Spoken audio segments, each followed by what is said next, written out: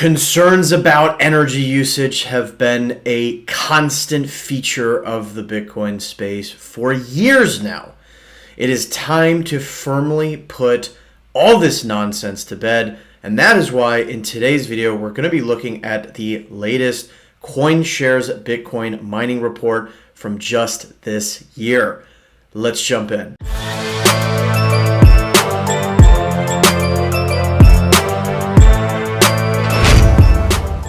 Welcome back to another video. My name is Ian Major. I'm an entrepreneur, Bitcoin pleb, and all-around raging capitalist. And I'm excited today because we've got brand new data from CoinShares on the subject of Bitcoin mining with an eye towards kind of energy footprint and all that good stuff. And for those who have been in the space for really any amount of time, you know that this is a constant sort of source of FUD or fear, uncertainty, doubt that antagonists of Bitcoin love to use. They love to just talk about how it uses so much energy and it's wasteful and it's boiling the ocean, right? And so today we're going to get to the bottom of what is actually happening.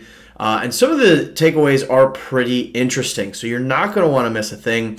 For those returning to the channel, welcome back, my friends. As always, it is a pleasure to have you. And for those new to the channel, I welcome you as well. I know there are many of you, over 80% of you, in fact, watching right this moment, are not currently subscribed. And so if you like this content, I invite you to consider subscribing and join us in our growing merry gang in cyberspace. I cover all manner of Bitcoin related content, including kind of focus pieces like this, news, analysis, tons of wallet tutorials on running your own node, mining, and more. And so you won't want to miss any of that. With all that out of the way, let's jump in. And first, I want to just go through why energy usage is so fundamental to human civilization.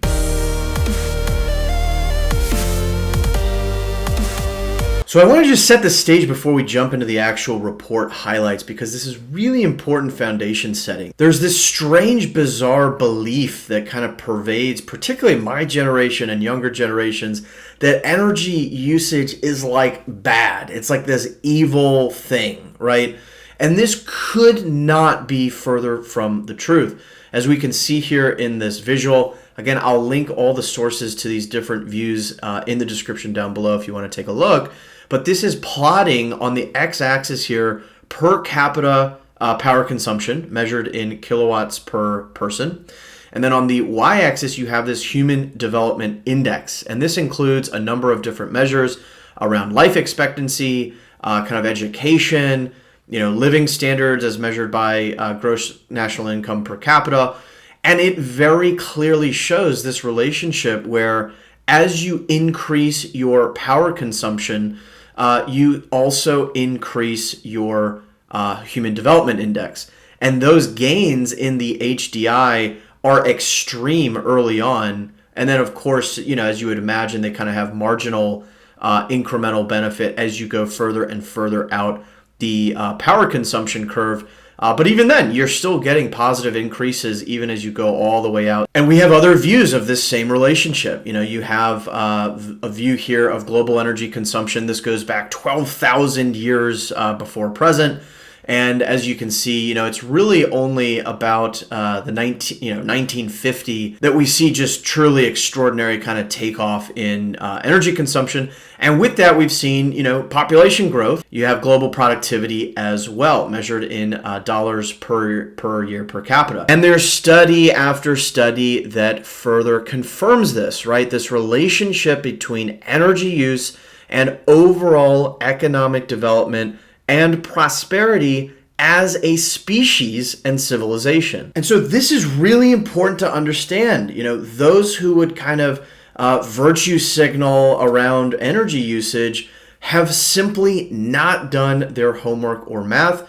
Energy usage is the primary driver of human prosperity. For an even more thorough kind of take on this subject, I would recommend a great book by Matt Ridley. It's called The Rational Optimist. And he goes through a number of different topics. His main thesis is that human exchange is really the single most prominent driver of overall kind of human prosperity.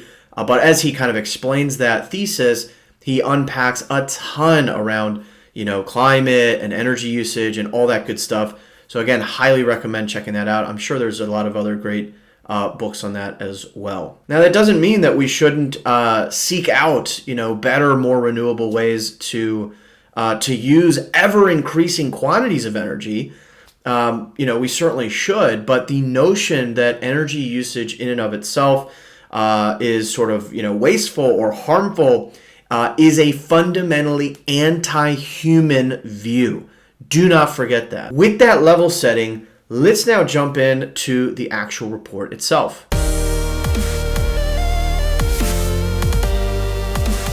All right, so let's get into the meat of this report. Again, this has come out just this year. It's reflective of some of the latest data that goes through the kind of end of 2021. It is from CoinShares research. They've put out a number of good reports in the past, but I think this is really like the latest and greatest in terms of data. The methodology they're using here is quite unique, especially when it comes to a kind of bottoms-up approach when thinking about the number of ASIC Bitcoin miners that are, functional, online, etc. This is very, very different than what you typically see as a kind of top-down approach where you sort of look at like one narrow band of ASICs and kind of mining activity, and you extrapolate and generalize that out to the sort of full network. And as we know, the composition of the Bitcoin mining network is pretty diverse. And so that sort of top-down approach, I think, has been limiting to prior analyses. And we're going to get into kind of numbers and data in this, but I mean, just logically, like the two biggest things that critics always miss, they somehow never seem to mention in their critiques of Bitcoin and its kind of energy footprint are, what are the benefits that the Bitcoin network is delivering to humanity in terms of a kind of unconfiscatable property that each and every of the 8 billion humans on Earth can use in a permissionless fashion to store their wealth, transact with each other, etc. Like, the benefits of that are totally mind-shatteringly profound. But, you never have any mention of the benefits when considering the costs. You also never have a comparison of the costs of this new solution and new system versus the kind of incumbent or the legacy system. And so we'll get into that as part of today. What's interesting, and the report mentions this right in the intro, is that this actually came up really in the very early days of Bitcoin. I think this is from a 2010 post. And, Satoshi's comments in response to this notion that, hey, Bitcoin mining and kind of minting, the issuance of it is, quote, thermodynamically perverse or, wasteful, etc. Satoshi responded, the utility of the exchanges made possible by Bitcoin will far exceed the cost of electricity used. Therefore, not having Bitcoin would be the net waste. And this is a really interesting, kind of insightful way to think about it, all the way back in 2010. And yet the profundity of that statement kind of holds true today. So getting into the actual data, we can see the hash rate, and this is broken out by hardware unit, which is pretty interesting. And again, this is all thanks to that bottoms-up view. They've kind of cobbled all these different data sets together to get a really granular methodology for how they're doing these different views. And so this is really looking since January 2020 through the end of 2021. And as you can see, generally speaking, upward trend in hash rate. You have the huge drawdown, which was caused in the summer in 2021 by China and the crackdowns there. But again, as I've mentioned in some of my past videos, I think the most stunning part of 2021, the biggest single highlight for Bitcoin, is the manner in which it bounced back, demonstrating absolutely unthinkable resiliency. And indeed, we're already back to all-time highs in hash rate. The other interesting thing here that you can see is that there are some pretty dated miners, right? You have like Antminer S9s that are still kind of cranking away at a non-negligible, portion of the hash rate. You've got some older models here that are still presumably profitable. Otherwise, why would the miners be running them. And so that again goes to show you this kind of golden age of mining that many believe we are sort of entering into. It remains to be seen whether that's actually true. But again, very nice to see. Now, despite the fact that older models are still in use, you obviously are moving towards, ever better, more efficient models. And that is reflected here in this view of average network efficiency. The fact that it is going down is a good thing. That means that it is getting more efficient because this is measuring joules per terahash. So you're having less energy expenditure per terahash over time. And these spikes up will typically have to do with the ebbs and flows of price. If price really shoots up rapidly, like older models might be more profitable and might come back online and make that network efficiency a little bit less so. But overall, the trend is quite clear, as you would expect with the new models coming out over time. And critically, one big question is, of course, well, just how big is Bitcoin's energy consumption? I see all these news stories that compare it to the, power consumption of entire countries. So surely it's like this, 10% of global annual, energy, right? Well, you would be miserably wrong. As we can see here, it's much smaller than that. The power consumption estimation here is about 89 terawatt hashes. And, comparing that to the sort of global whole, this would place Bitcoin at about 0.05% of the total energy consumed globally. So that is a fairly negligible amount, again, compared to the enormous benefits that it's providing. And we can see how some of that power consumption is, changing across different geographies. We can see this nice breakdown here by country. And of course, you can see this very dark blue is China. And you see that huge drop off. There still is some activity there, despite the government's kind of, bans, etc. But you see a lot of that was picked up by jurisdictions such as the United States, such as Kazakhstan, Russia, Canada to some extent. And so you can kind of get a sense of how the composition changed. I think it's ultimately a good thing, for the concentration to not be in a freedom-hating place like China. So that is certainly a good thing for Bitcoin. At the same time, you want to avoid obviously concentrating this in any given place, regardless of what the place is. And so, the fact that you're seeing some other players kind of come online, I think is very good. And so let's talk about carbon emissions, right? Like this is what ultimately the energy critics are going to point at. And so as we can see, the estimate here places this at a fairly, again, insignificant component. Again, the way that some of these articles sound, you would think that, Bitcoin itself is just raising CO2 emissions by like unimaginable amounts, when in fact it is, less than 0.08%. So again, pretty comparable to the kind of energy consumption globally as well. This is less than 1/1000th of the global total. And what's really important is this comparison that we get next in this kind of last paragraph.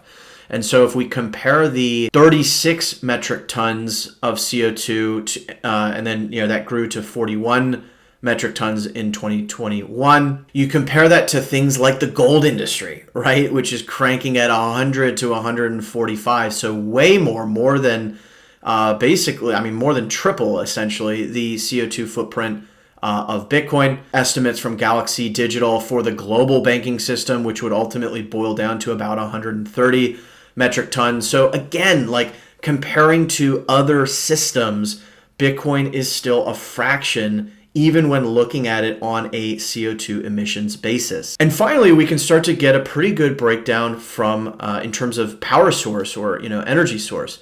And so as of this report, as you can see, as of kind of December 2021, the estimates across these different energy sources are about 35% coal, 24% gas, 21% hydro, 11% nuclear, wind at about 4%, and the remaining is kind of a mixed bag of oil, solar, and other renewables such as geothermal.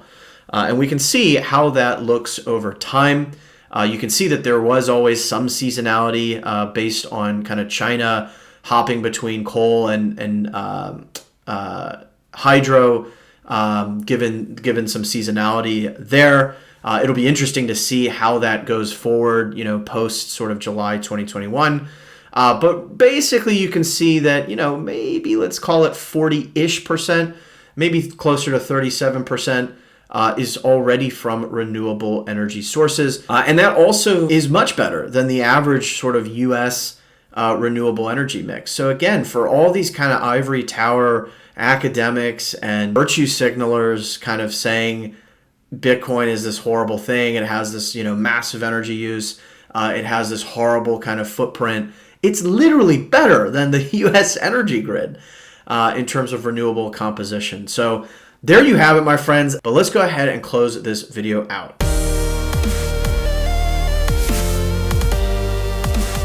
All right, my friends, there you have it. We took a look first at this kind of fundamental relationship between energy and human prosperity. Really, it's at the bedrock, right?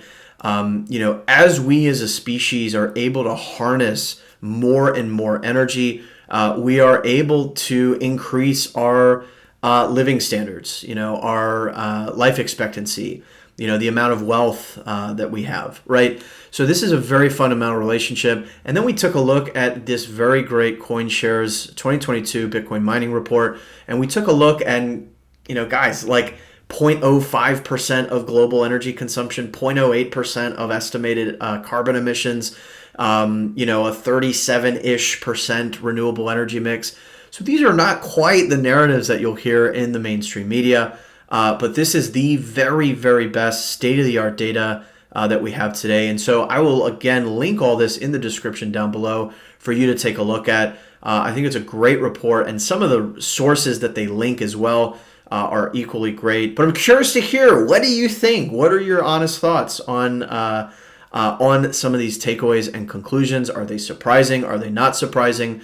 And what related to this might you want to see in future videos? Let me know in the comments down below. But for now, we'll go ahead and leave this here. I hope you found this valuable, my friends. If you did, you already know what to do. Smash the like button. Let me know your thoughts. But for now, we'll go ahead and leave things here. As a reminder, my friends, every sat counts. And until next time, I'll see you then.